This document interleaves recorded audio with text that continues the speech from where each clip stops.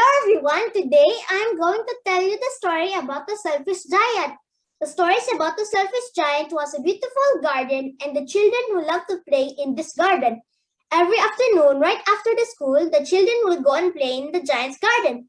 It was a large, lovely garden with soft green grass. Here and there over the grass stood beautiful flowers like stars. The birds sat on the trees and sang so sweetly that the children used to stop their games to listen to them.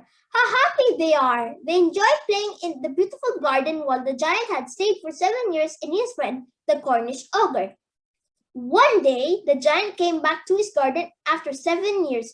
When he arrived, he saw the children playing in the garden. The giant got angry and shouted to the children that made them scared and ran away.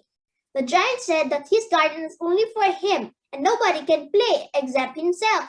So he built a high wall so no one can enter. He was a very selfish giant. The poor children have nowhere to play now. The springs came all over the country. There were little blossoms and little birds. Only in the garden of the selfish giant it was still winter. The birds did not care to sing on it, as there were no children, and the trees forgot to blossom. The only people who were pleased were the snow and the frost. Then the giant noticed that spring never came, nor the summer. The autumn gave the golden fruit to every garden, but to the giant's garden she gave none. He is too selfish. So it was always winter there, and the north wind and the hail and the frost and the snow danced about through the trees.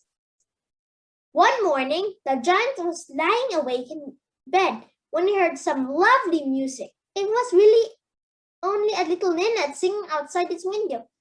It was so long since he heard a bird sing in his garden that it seemed to him to be the most beautiful music in the world.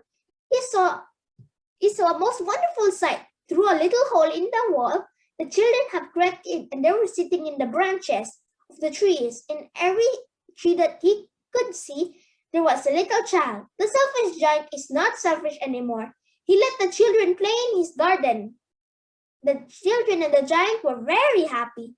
The story tells us that we should not be selfish to other people. We must share what we have, and when we do, we will be happy. This is Simon Wayne from 3 Earth. Have a nice day!